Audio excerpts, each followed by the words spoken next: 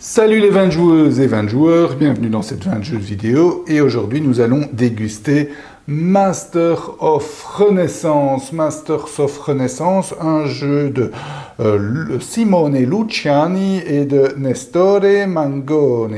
Un jeu qui peut durer plus ou moins 1 heure, de 1 à 4 joueurs.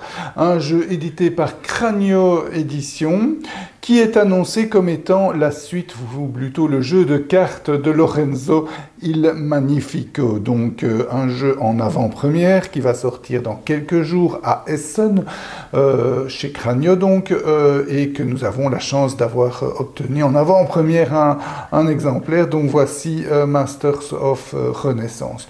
Donc un jeu qui est annoncé comme le jeu de cartes de Lorenzo Magnifico, mais qui est quand même plus proche d'un Splendor que d'un Lorenzo Magnifico. Je vous montre tout de suite pourquoi. Voici donc le plateau, si on peut dire, de jeu, en tout cas les cartes du jeu, ainsi que le joli petit plateau en plastique qui contient les ressources en bois et des billes qui vont vous indiquer quelles ressources vous allez gagner. Les cartes sont striées par couleur et par rang, donc il y a le rang 1, le rang 2 et le rang 3. Ne me dites pas que ça vous fait penser à Splendor, donc, sauf les couleurs bien entendu. Donc les couleurs, enfin et encore, hein, il y a aussi des couleurs dans Splendor, mais c'est pas tout à fait la même signification. Ici, ne sont pas des ressources, les couleurs. Donc 4 couleurs différentes, 3 rangs différents. Vous allez acquérir ces cartes, vous faire un petit moteur pour récupérer le plus de ressources possible. On va gérer les ressources, on va transformer les ressources. Voilà un peu l'idée de Masters of Renaissance.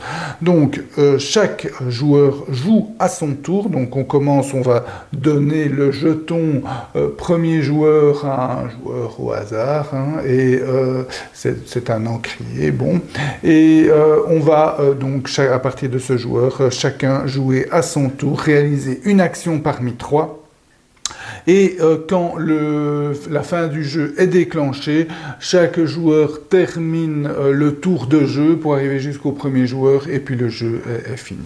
Alors, comment s'annonce la fin du jeu? Je vais vous le montrer tout de suite sur le plateau personnel d'un joueur. Donc voici le plateau personnel. Donc vous allez pouvoir acquérir des cartes développement qui sont sur le présentoir là. Donc vous pouvez en acquérir autant que vous voulez, mais dès qu'un joueur en a 7, on termine le tour et c'est fini. La deuxième chose, c'est la piste de foi qui est ici. Dès qu'un joueur arrive au bout de la piste de voie, même chose, on termine le tour et le jeu est terminé. Donc ça, c'est les 2 règles pour la fin du jeu.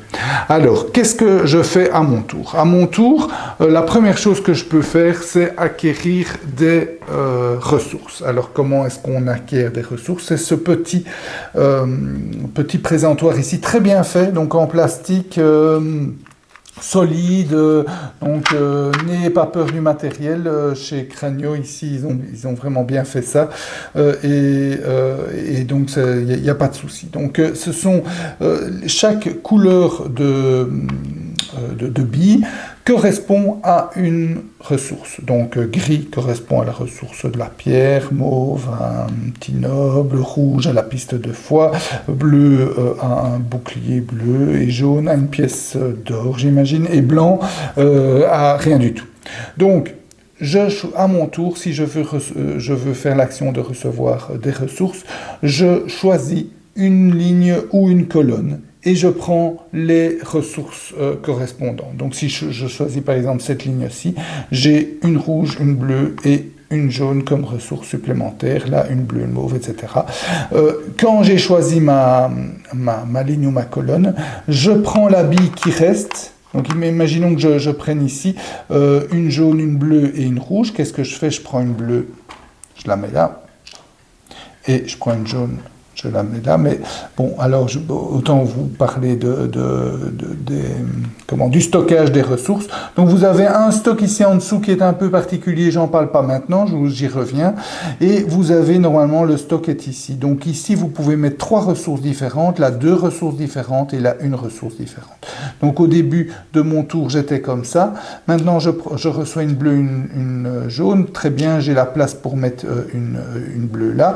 La jaune, je ne sais pas, mais je peux, comme je veux, changer les ressources de place. Donc ici, je la mets ici, et comme ça, je peux la mettre. C'est très bien. Les règles de stockage, c'est 3, 2, 1, vous l'avez vu. On peut changer comme on veut, mais chaque ligne ne peut contenir qu'une seule denrée, d'un seul type, et chaque type ne peut se retrouver que sur un seul étage. Donc je ne pourrais pas avoir du bleu en plus ici. Et vous voyez, donc 3 denrées différentes. Il y en a 4, hein, il y a le gris en plus. Donc dans cette configuration-ci, si je reçois du gris, je ne sais pas le recevoir. Si je reçois un mauve en plus, eh bien je ne sais pas le recevoir. Donc on ne reçoit que ce qu'on sait recevoir. Donc ça, c'est l'action récupérer des ressources. Donc j'ai choisi cette ligne-ci. Donc il y a aussi le rouge. Le rouge, ça veut dire 1 point de foi. J'augmente ma foi. Et puis, je prends la bille qui reste. Et comme j'ai choisi cette ligne-ci, je pousse. Et ça revient, vous voyez, c'est vraiment bien fait. Imaginons que le jour d'après choisisse les 2 gris, le bleu, il prend le rouge, il pousse, etc. Donc c'est un système pas mal fait où on va veiller à ce qu'un joueur ne se retrouve pas avec 4 denrées. Donc si maintenant quelqu'un choisit les 3 là, eh bien il prend la grille. Le joueur suivant pourra prendre 4 ressources en un coup, ce qui est pas mal du tout. Donc encore faut-il qu'il ait la place dans sa réserve. Mais donc vous allez devoir faire attention à ce que les autres joueurs pourront acquérir après votre coup. Donc voilà, un système sympa, difficilement maîtrisable quand même. Quand arrive votre tour, vous verrez bien ce que vous pourrez prendre, mais vous ne saurez pas planifier à l'avance ce que vous allez prendre au tour d'après. Voilà, donc ça c'est la première action que vous pouvez faire, acquérir des ressources. La deuxième action que vous pouvez faire, c'est acquérir une carte développement.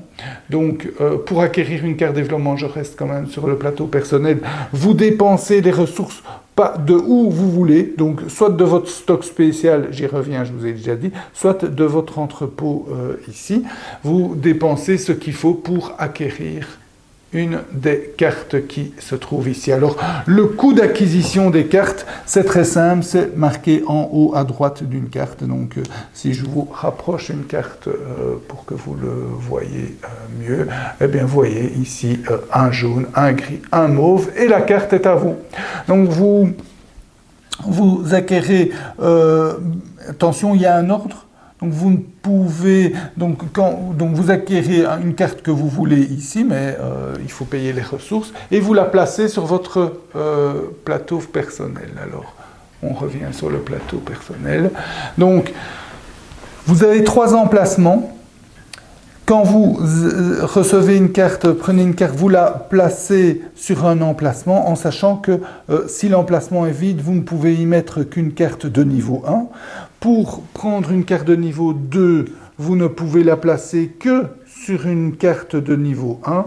Et pour prendre une carte de niveau 3, vous ne pouvez la placer que sur une carte de niveau 2. Donc voilà, ça c'est le principe. Donc vous pourriez avoir 3 fois la même couleur, 3 couleurs différentes au maximum sur les 4 du présentoir. Donc vous ne pourrez pas toujours avoir toutes les couleurs que vous voulez. Et donc ça c'est le principe de la deuxième action, c'est acquérir une carte développement. La troisième et dernière action possible, c'est de faire travailler un petit peu tous vos éléments de production. Et donc ici, quand vous faites l'action production, vous pouvez réaliser toutes vos cartes ainsi que ce petit bonus-là que tous les joueurs ont, c'est-à-dire que vous pouvez transformer 2 denrées en une. Les denrées que vous les prenez également de par où vous voulez. Ici, vous pouvez dépenser 2 jaunes pour gagner 2 gris et 2 points de foi. Ici, 1 gris pour gagner 1 bleu et 3 points de foi. Et là, 2 jaunes pour gagner 1 mauve. Donc, vous prenez les 2 jaunes, vous les mettez là, vous prenez un gris ici en dessous que vous mettez là, et vous prenez encore les deux jaunes ici que vous mettez ici. Et tout ce que vous gagnez, donc les points de foi, ben vous augmentez les points de foi ici, les 2 points de foi, les deux gris, vous les prenez et vous les mettez en dessous. Donc c'est comme ça que vous allez pouvoir gagner ici un bleu que vous mettez en dessous, 3 points de foi, 1, 2, 3, et là, un mauve, un bleu, un gris, etc. Et donc, toutes les denrées que vous gagnez par la phase de production, vous les mettez en dessous, et toutes celles que vous avez utilisées, vous les rangez. Je les ai mis comme ça sur les cartes, c'est conseillé par les règles. Pourquoi? Parce que vous ne pouvez pas utiliser les denrées que vous venez de produire pour produire une autre carte. Donc, là, il y a un timing à respecter. Donc, ça, c'est la phase production, et voilà, vous avez quasi tout des règles, à part que il y a un système un peu similaire à Lorenzo, d'ailleurs, sur la piste de foi. C'est-à-dire qu'il y a 3 cases pape. Dès qu'un indicateur d'un des joueurs arrive sur la première phase pape, enfin la première case pape, pardon, eh bien, tous les joueurs dont l'indicateur se retrouve dans le rectangle ici peuvent retourner pour gagner les points de victoire qui sont là. Si un joueur n'y est pas encore, alors il peut pas, il doit carrément jeter son jeton. Donc il y a une sorte de petite course, hein, puisqu'il y a la même chose, ça va devenir 3 et 4 points de victoire. Donc il y a une sorte de petite course entre les joueurs. Et dès qu'un joueur donc, arrive au bout, ben, je vous ai dit, c'est la fin du jeu. Et donc les points de victoire qu'on gagne... Ah oui, encore une dernière chose, c'est qu'au début du jeu, ici vous voyez 2 cartes leaders. Au début du jeu, les joueurs reçoivent 4 cartes leaders et vont en choisir 2 parmi ces 4, pardon. Et ces 2 vont leur donner un petit avantage en cours de partie. Donc, par exemple, ici, toutes les cartes achetées coûteront un mauve de moins. Ici, le blanc rapporte donc les billes blanches que vous voyez ici, eh bien au lieu de ne rien rapporter, rapporte ici un jaune. Donc ça c'est assez puissant. La seule chose c'est que pour avoir le bénéfice de ces cartes leaders, il faut respecter la condition qui est là. Donc ici avoir un jaune et un bleu, un développement jaune et un développement bleu. Je n'ai pas ça ici. Et sur celle-ci, c'est un développement de niveau 2 mauve et un développement vert. Donc ici, par exemple, le joueur a bien un développement de niveau 1 bleu et de niveau 1 mauve, hein, ces deux-là, et il a bien 2 développements verts et un développement mauve. Il a donc bien pu jouer ces 2 cartes et il a le bénéfice jusqu'à la fin de la partie dès qu'il a joué ces cartes-là. Donc ça donne une petite asymétrie assez sympa dans le jeu et évidemment à exploiter, à profiter un maximum. Voilà, à la fin du jeu, les points qu'on gagne, c'est les points où on est arrivé sur la piste de foi, plus les bonus des petites tuiles ici, si vous avez réussi à les retourner. Chaque carte de développement vous rapporte des points de victoire. Vos 2 leaders vous rapportent aussi des points de victoire. Et les ressources qui vous restent, vous pouvez, au prix de 5 ressources, les échanger contre un point de victoire. Et voilà. Donc, un petit mot aussi sur la mécanique du joueur solo. Le joueur solo, en fait, il joue contre un automa. L'automa a aussi des points de foi qu'on symbolise avec cette croix noire et qui va augmenter en cours de jeu. Et l'automa gagne dès qu'il arrive ici ou dès qu'il n'y a plus de cartes développement disponibles. Et en fait, à chaque fois que vous terminez votre tour, vous retournez la première tuile ici, qui va indiquer ce que l'automa fait. Ici, il gagne 2 points de foi. Si j'en prends une autre, ici par exemple, il enlève 2 cartes vertes du présentoir. Donc il va prendre les 2 premières cartes vertes ici. Quand il y aura plus de cartes vertes, il les prendra ici. Et dès qu'il n'y a plus de cartes d'une des colonnes, il a gagné.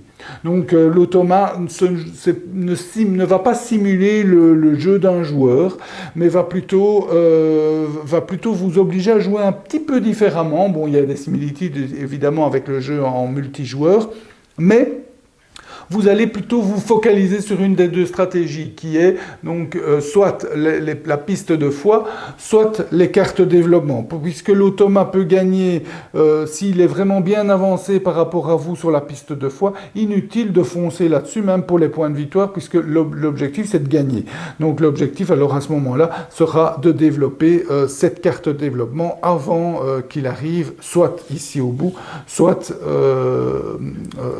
via une des colonnes de cartes prises. Donc cette carte de développement et vous gagnez, ou bien vous arrivez voilà, au bout de la piste de foi avant lui et vous gagnez. Point. Donc voilà, ça c'est assez difficile, je vous préviens. Donc il va falloir bien jouer, bien profiter des combinaisons, car évidemment vous aurez compris que c'est un jeu combinatoire où vous allez vous faire un moteur, vous créer de plus en plus de ressources, puisque vous voyez qu'au niveau 1, par exemple, vous avez 1 pour une ressource, là 2 pour 3 ressources, mais quand vous montez au niveau 2, c'est 2 pour 4 ressources, ou là 1 pour 2 ressources, 2 pour 4 ressources, et puis au niveau 3, c'est 1 pour 4 ressources, ici 2 pour 5 ressources, donc 1 pour 4 ressources. Donc au plus vous montez de niveau, au plus vous allez pouvoir gagner de plus en plus de ressources, donc ça va être intéressant de vous faire votre moteur. Ça va être des combinaisons assez difficiles à obtenir, hein. Par exemple, si je reprends avec les 4 cartes, ici vous payez 2 bleus pour avoir une jaune, une mauve, une grise. Là, mais comment est-ce que vous allez avoir pour avoir vos 2 bleus? Regardez ici, il y a celle-ci qui rapporte du bleu, mais c'est tout. Donc, c'est pas toujours facile des combinaisons. Par contre, si quelqu'un prend cette carte-là, eh bien, hop, il y a moyen de créer du bleu de cette manière-là. Donc pas toujours évident de se faire des combinaisons de cartes, surtout que le jeu évolue assez rapidement. Vite, quelqu'un va prendre telle ou telle carte que vous visiez ou que vous espériez pour pouvoir faire une combinaison quelconque. Donc, c'est pas évident à maîtriser. Et donc, il va falloir des fois un peu être opportuniste, profiter qu'une carte se débloque pour prendre la suivante, etc. Donc, pas toujours évident, mais un système quand même assez proche de Splendor, avec cet aspect moteur très sympathique. La gestion des ressources, je vous dis aussi, n'est pas toujours facile. Mais voilà, donc un jeu, je dirais, proche de Splendor, qui plaira certainement aux amateurs de ce type de jeu de gestion et de transformation de ressources, mais pas toujours évident, pas toujours facile à maîtriser. Maintenant, peut-être qu'après 20 parties, vous connaîtrez toutes les cartes par cœur et vous arriverez à vous faire des belles combinaisons ou aller chercher la carte qu'il faut. Ça, c'est possible aussi, mais dans un premier temps, en tout cas, plutôt assez difficile. Voilà. Ça, c'était la dégustation de Masters of Renaissance par Swatch. J'espère qu'elle vous a goûté. Je vous souhaite de bien vous amuser. Santé et à bientôt.